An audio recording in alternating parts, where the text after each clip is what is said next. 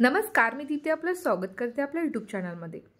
तसं तर दरिद्रता येण्याची खूप कारणं असतात, पण आज जी लक्षणं जी कारणे मी आपल्याला सांगणार आहे ती खूप महत्त्वपूर्ण आहेत। हे व्यक्तीमधील असे अवगुण आहेत ज्यामुळे अशा लोकांना माता लक्ष्मी कधीच कृपा दाखवत नाहीत, अशा व्यक्ती कधीच धनवान बनवू शकत नाहीत। व्हिडिओला सुरुवात करण्याआधी माझ्या चॅनलला नवीन असाल चॅनलला लाईक करा, शेअर करा, सबस्क्राईब करा, सोबत बेल आयकॉन बटन दाबायला विसरू नका, जेणेकरून माझ्या नवीन व्हिडिओचे नोटिफिकेशन तुमच्यापर्यंत येत राहतील। व्हिडिओला सुरुवात करूया। शास्त्रात सांगितलंय, कुचेलीना दंत मलोपधारीन बाह्यशीना निष्ठुर भाषिनच सूर्योदये चास्तमिते शयान विमुच्छती शिर्यादी चक्रपाणी। याचा अर्थ असा होतो, ज्या व्यक्ती घराप्रमाणे स्वतःचे शरीर स्वच्छ ठेवत नाहीत, घाणेरडे न धुतलेले कपडे वापरतात, ज्यांच्या शरीराला नेहमी दुर्गंध येतो, ज्या व्यक्ती नियमित दात घासत नाहीत, त्यांच्या तोंडातून दुर्गंध येतो, त्यांच्याशी माता लक्ष्मी नेहमी नाराज असते।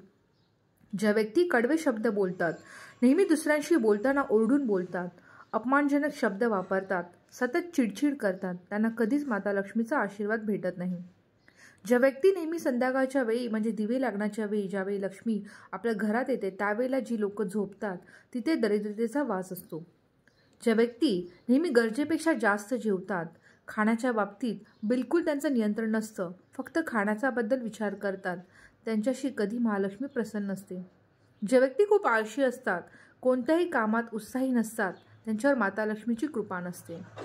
तर ही काही कारणं अशी आहेत जी आपल्या रोजच्या दैनंदिन जीवनात आपण व्यवस्थित करून माता लक्ष्मीचा आशीर्वाद प्राप्त करू शकतो।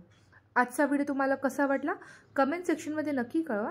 पुढच्या व्हिडिओमध्ये भेटू एका नवीन विषयावर। तोपर्यंत धन्यवाद।